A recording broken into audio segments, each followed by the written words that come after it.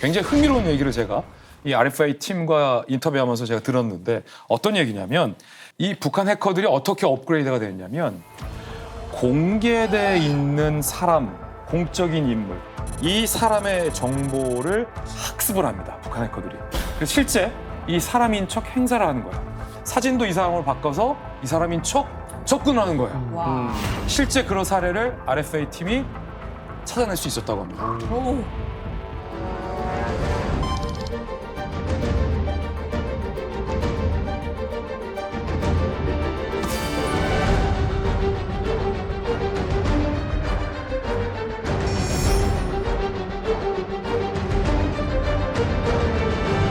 차일드 잭슨 그레이엄. 박 기자님, 유진차, 잭슨 그레이엄 이런 인물들의 프로필을 추적하셨는데 어떤 점이 좀 특히 수상했나요? 형주 씨가 입수한 FBI 기소장으로부터 시작했는데 노동자들이 만든 가짜 회사 이름이 있더라고요. 그래서 그거를 저희가 검색해 보니까 아직 링크드인에 계정이 남아 있었고 유진차, 잭슨 그레이엄 그 특정 인물들이 나왔어요. 그래서 그 프로필 사진을 구글 사진 검색으로 찾아보니까 전혀 다른 인물들이 나오고 있더라고요. 한국에 계신 교수님의 좀 사진을 도용하기도 했고 좀 외국 사람을 도용하기도 했고 와. 이름과 이력은 똑같았는데 사진이 전혀 다른 사진들로 계속 바뀌더라고요. 그래서 이거는 그냥 해킹을 위해서 만들어진 계정이다 이렇게 생각하고 취재를 했던 것 같습니다. 재밌다. 아. 재밌다. 그 링크드인에서 북한 해커가 한 얼마나 많이 활동하고 있나요? 그 미국 정부에서는 IT 노동자들 3,000명 정도가 해외에서 활동한다고 추정하고 있는데요. 말도 안 돼. 야. 엄청나네. 그 링크드인 외뿐만 아니라 프리랜서 구인 사이트가 좀 꽤 있는데 거기서 좀 활발하게 활동하고 있는 것 같은데 최근에는 좀 본인 인증이 강화되면서 좀 줄어들고 있는 것 같습니다. 기업들도 채용 절차에 좀 신경을 더 쓰고 있고 사이버 보안 업체들도 솔루션을 좀 마련하고 있는 방안인데 북한 노동자들의 수법이 계속 대응해서 진화하고 있는 상황에 좀 큰 과제라고 생각합니다. 김정은 입장에서는 이거 완전 돈벌이 아니에요. 그렇죠. 트럼프가 유일하게 돈 자랑을 안 하는 사람이 있어요. 이 사람 앞에서요. 일론 머스크요. 일론 머스크에 비하면 트럼프는 굉장히 검소한 사람이에요. 검소하죠. 검소하죠. 중소기업체. 갖고 계는 주식 자산 규모가 일단 비교가 안 되는데. 선거 때도 뭐 과감히 그렇죠. 처리하고. 그런데 오죽했으면 북한의 김정은이 일론 머스크보다 비트코인을 더 많이 가지고 있다라는 얘기였습니다. 실제로 지난 3월 실시됐던 조사에 따르면은 북한의 비트코인 보유량이 얼마냐면 13,400여 개 이상이라고 해요. 근데 일론 머스크가 이끄는 그 테슬라가 보유하고 있는 비트코인이 몇 개가 있냐?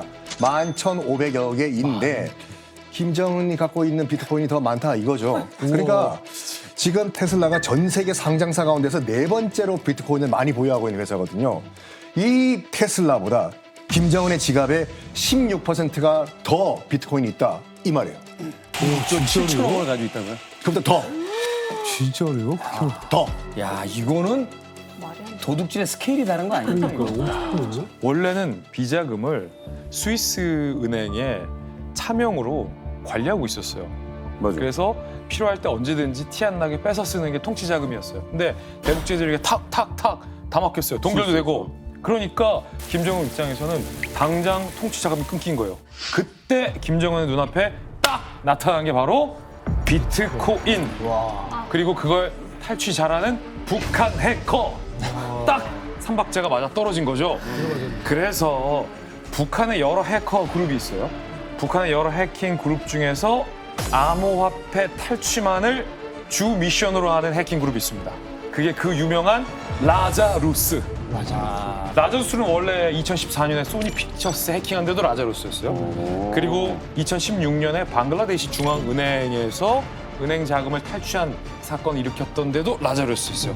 그러다가 2017년 여러분 기억하시죠? 워너크라이 사태. 그러니까 150개국에 있는 컴퓨터 30만 대를 악성 랜섬웨어인 워너크라이 랜섬웨어에 감염시켜서 컴퓨터를 셧다운 시켰다. 맞아. 그 워너크라이 사태를 일으켰던 해킹 그룹도 이 라자루스예요. 그때부터 라자루스는 암호화폐 탈취를 전문으로 하고 또 하나의 유명한 북한 해킹 그룹 있죠. 킴스키. 킴스키라는 해킹 그룹은 정보 탈취 위주의 해킹 공격을 하는 그룹으로 역할이 세분화돼 있고 여기보다는 떨어지지만 아까 우리가 잠깐 언급했었어. 페이머스 천리마는 위장 취업하는 걸 또 전문으로 하는 조직인 거죠. 아니 장르가 있구나. 장르가 달라요. 그래서 올해 2월 달에도 거의 2조 원 가까이 글로벌 거래소에서 탈취를 했던 그룹이 라자루스. 이들이 탈취했죠. 그래서 쉽게 이거를 어떻게 이해하냐? 그러면은 김숙희는 스파이형, 라자루스는 도둑형. 약간 이렇게 생각하시면 됩니다. 아니 그때 역대급 도둑이라고 막 했었는데 아니 어떻게 2조 원을 털 생각을 했을까요? 그러니까 이게 세계 2위의 가상자산 거래소잖아요. 14억 6천만 달러니까 우리 돈으로 이제 2조 1천억 정도 되거든요. 이게 올 상반기 전 세계에서 암호화폐가 탈취당한 그 액수의 70%예요. 북한이 상반기 전체 전 세계에서 벌어진 암호화폐 탈취의 70%를 이 단건으로 해낸 겁니다. 뭐 북한 소행이 너무 명백했기 때문에 연방수사국 FBI도 바로 한 나흘 만에 이건 북한이다 해가지고 라자루스다 하고 이제 지목을 했거든요. 세계 최고 수준의 보안 이거를 이제 뚫렸다 이래가지고 그 뒤에 국제적으로도 하여간 북한 라자루스의 이 악명을 다시 한번 떨치는 이런 계기가 됐습니다. 왜 이렇게 무시무시한 이 어둠의 집단, 이 북한 해커들. 그런데요, 얼마 전 이들의 컴퓨터를 해킹하는 해커들이 등장을 했습니다. 자, 이렇게 되니까 이제 항상 터는 쪽에서 도둑들이 열심히 털어다가 우리 집 창고에다 보관을 했는데 도둑들의 창고를 털리는 그런 일이 벌어진 거예요. 근데 문제는요, 이 다시 털게 된 창고에서 나와서는 안 될 무엇인가가 나와버렸다는 거예요. 뭐지?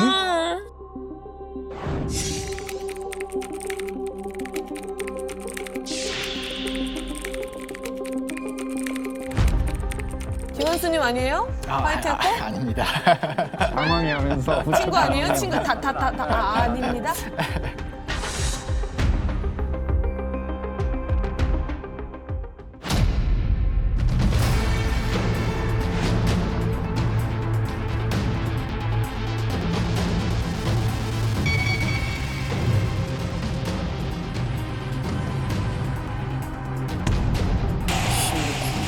맞아요. 말도 안 돼. 법원도 있었습니다. 법원이 털렸었죠. 법원 기록이. 어떡해.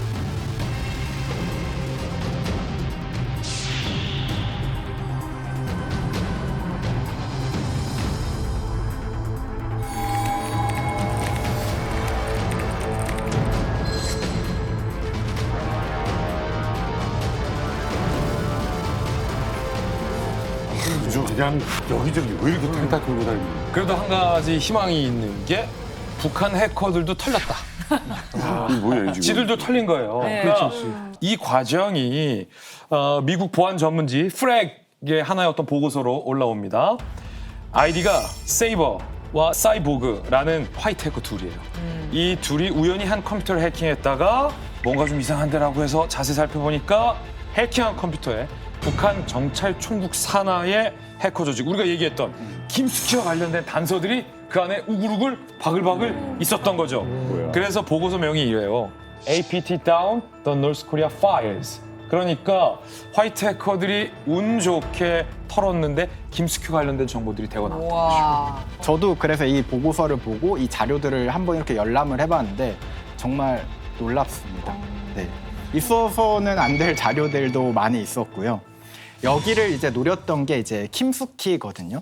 이 킴스키의 메인 타겟은 우리나라 정부나 혹은 미국 정부. 이 두 타겟이 주요 타겟이고요. 이 킴스키가 주로 사용하는 그리고 가장 좋아하는 해킹 수법이 있습니다. 그 수법은 바로 사람을 속이는 사회공학 기법이라고 하거든요. 이 사회공학 기법은 시스템을 직접 뚫기보다는 사람을 속여서 침투하는 방법을 말해요. 예를 들어서 뭐 피싱, 똑같은 로그인 페이지를 만들어서 공무원들한테 뿌립니다. 그러면 거기에서 한 사람이라도 아이디와 비밀번호를 썼다면 그 사람의 계정으로 우리나라 정부 시스템에 들어오는 거죠. 혹은 뭐 악성 메일이라고 해서 악성 코드를 첨부한 메일을 보내기도 하고요. 이거 너무 소름 끼치는 얘기잖아요. 그렇죠. 로그인 페이지를 만들어 놓다니. 근데 우리 한수 씨와 같은 선생님 같은 그 화이트 해커들이 이제 김숙희로 추정되는 컴퓨터에 들어가 봤어요. 뭐가 있는지. 뭐가 있나 한번 보자 했더니 일단은 백도어 프로그램 있었어요. 뒷문이요. 그리고 또 이 백도어 프로그램, 뒷문 프로그램을 어떻게 사용을 하는지 가이드라인도 또 있었어요. 이렇게 뭐 사용을 하라. 그리고 이제 워드 파일에 각종 비밀번호와 이제 아이디들이 쫙 있었는데 이게 뭐냐면은 해커들이 이제 그 한 컴퓨터만 사용하는 것이 아니라 여러 서버들을 사용하거든요. 그래서 이 서버로 들어갈 때는 이 비밀번호, 저 서버로 갈 때는 이 비밀번호 다 이걸 이용하라라는 그 비밀번호 아이디를 묶음집으로 놨던 거예요, 이걸요. 그런데 충격적인 사실이 뭐냐면 이 서버를 한번 비밀번호가 있으니까 한번 들어가 봤어요. 뭐가 있나 한번 가보자. 최종 목표, 최종 타겟이 어디였냐? 우리나라 행안부, 외교부, 국군 방첩사령부, 대검찰청, 말도 안 돼. 우리나라 주요 기관들이 메인 타겟이었어요. 너무 세다 이거. 그 심지어 그 우리나라 공무원들의 내부망 그리고 거기서 그 사람들이 통신한 흔적도 발견됐고요. 또 KT와 U+ 같은 이동통신사의 DB 데이터베이스하고 네트워크 장비, 그다음에 서버들의 계정 정보까지 그 안에 들어 있었다고 합니다. 이 공격 대상이 주로 한국 정부 기관들만 골라서 털고 있었다. 하겠어요. 그리고 두 번째는 이 김숙희가 주로 사용하던 악성 코드들이 있는데 그 악성 코드들이 이 컴퓨터에서 발견이 되었고 그리고 김숙희가 주로 사용하는 해킹 도구들이 있습니다. 프로그램들이 여기에서 똑같이 발견이 된 거예요. 그리고 공격 패턴, 사회공학 기법을 좋아해서 피싱 페이지들을 운영하는 것도 여기서 나왔고요. 그래서 이건 김숙희다. 그리고 세 번째는 컴퓨터의 언어 설정이 한국어 설정으로 되어 있었어요. 그래서 이거는 북한의 김숙희다라고 생각을 했는데 여기서 조금 더 재밌는 단서가 하나가 더 나옵니다. 뭔데요? 이 컴퓨터의 공격 로그를 분석해 보니까요. 정확히 아침 9시에 해킹 공격이 시작되어서 저녁 5시에 해킹 공격이 끝납니다. 한국 사람들이. 근데 이게 나이스 파이. 정말 이게 요즘 MZ들도 누리지 못할 워라벨인데 어떻게 5시에 컴퓨터를 땡 하고 끌 수가. 이게 9시부터 5시까지 꾸준히 이 근무한 티가 나는 거예요. 사실 저는 이걸 보면 블랙 해커는 아니다 라고 생각을 하거든요. 네, 그래서 저는 블랙 해커는 이런 워라벨이 나올 수가 없어요. 밤새 네, 하고 밤새 주말에도 하고 이래야 하고. 되는데 이거는 노동법 준수했잖아요. 공무원이다. 그래서 저는 쉽게 해서 이거네요. 이거는 개인이 네. 개인이 뭐 밤늦게 혼자서 하고 이런 게 아니라 맞아요. 이건 사무실에 딱 모여서 다 맞아요. 출근하고 퇴근 시간까지 열심히 일하자. 네. 그래서 저는 이런 걸 오피셜 해커다. 국가가 배후에 있는 거죠. 그러니까 이게 워라벨이 지켜질 수 있는 거지. 생계형 블랙 해커들은 이거 일 좀 덜 못하면 뭔지 알겠다. 돈을 못 벌어요. 네. 끝나고 나면 5시 이후에는 이제 자기 개인 돈 네, 버는 맞아요. 일 아까 했던 일을 해야 되는 거니까. 네, 맞습니다. 근데 우리나라의 이런 유관기관에 대해서 수많은 해킹 공격을 하고 있는 배우 중에 하나가 북한 말고 또 있어요. 중국. 중국? 그래서 사실은 많은 전문가들 중에서 또 일부는 북한일 수도 있지만 중국소행일 수도 있다라고 이 대목을 의심하고 있기도 하거든요. 특히나 이제 9to5다라고 했으면 북한보다는 중국 쪽에 가깝다라는 주장도 있어요. 하나의 또 증거가 있어요. 뭐냐면 아까 그 컴퓨터 주인이 우리나라 통일부의 해킹도 시도했는데 거기에 돼 있는 예상 비밀번호 리스트를 보면 유니코리아 123달러, 그다음에 유니코리아 1 느낌표, 유니코리아 100, 유니코리아 625. 6.25? 라고 돼 있죠. 6.25. 그러니까 이거 야 북한 같기도 한데 그런데 또 한편으로 보면 아니야 중국일 수도 있어. 알쏭알쏭한 거죠. 북한이라면 저렇게 자기들 정체가 드러날 비밀번호를 쓰지는 않을 것 같고 마치 저 비밀번호를 썼을 때 북한으로 오인해라 이런 느낌이 강하다는 거죠. 일부러. 근데 지금까지 딱 요거를 보면은 나 북한 사람입니다라고 사실 광고하는 것 같은데 북한이 아니라 중국이랄 수도 있다는 거예요? 자, 제가 몇 가지 단서를 한번 제시를 해야 할 테니까 과연 중국 해커의 가능성이 있나 여러분들이 한번 판단을 해보십시오. 첫 번째가 뭐냐면 소스 코드에 주석이 달려 있거든요. 주석이 다 중국어예요. 12345 567 이런 식으로. 그다음에 두 번째는 뭐냐면 이전에 이제 중국 해커 그룹이 쓰던 방식과 거의 비슷해요. 그 해킹 수법이요. 그리고 세 번째가 약간 단서가 될 수도 있는데 뭐냐면 한국어 문장을 구글 번역기로 중국어 또는 영어로 번역을 한 흔적이 있어요. 그 말은 뭐냐면 이 해커가 일단 한국말을 모른다는 얘기예요. 중국어랑 영어가 더 익숙하다는 얘기죠. 결정적으로 전 이게 결정적이라고 봐요. 뭐냐면 로그인 기록을 보면요. 이 해커들이 중국의 청명절, 노동절 단어에는 쉬었다는 거예요. 중국인들 그때 하나같이 쉬거든요. 일하다가 한다고 놓고 나가요, 그냥. 이게 북한 해커라면 야 오늘 청명절이고 단어인데 여기 중국 명절인데 우리 쉴 거야? 너무 할 리가 없다 이거죠 지금. 그렇죠.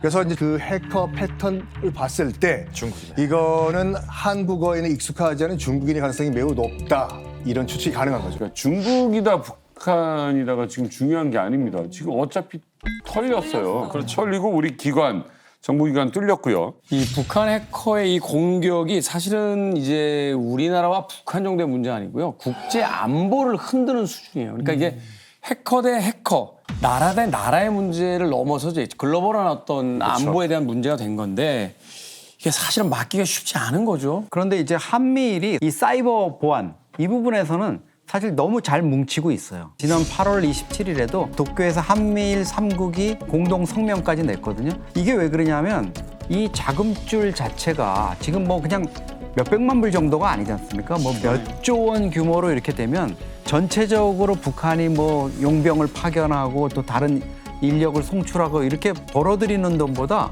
훨씬 이게 많은 캐시를 그냥 벌크 캐시를 쥐는 거니까 대량 살상 무기, 핵이나 미사일 개발 자금으로도 흘러가니까 이걸 차단해야 되겠다. 이거는 단순한 해킹의 문제가 아니라 그러네요. 한미일이 공동으로 대응해야 될 안보 문제다. 이렇게 지금 의기투합이 되고 있습니다. 대북 제재 해봤자 소용없는 거잖아요. 그렇죠. 이게 몇 조가 이거는 되는 뭐 대북 제재라는 게 결국은 자금줄을 재는 게 핵심이었는데 그거 할 필요가 없어진 거죠. 이제 북한이 이렇게 가성비가 갑인 원가가 거의 안 들어가잖아요. 다른 거는 하려면 예를 들어서 파병을 용병 형식으로 해가지고 돈을 벌어들이려도 병사들이 많이 죽고 이러면 리더십에 위기가 올 수 있고 이런 부분이 있고 또 다른 외화벌이 불법적인 거 뭐 하다 보면 꼬리가 밟히잖아요. 그렇죠.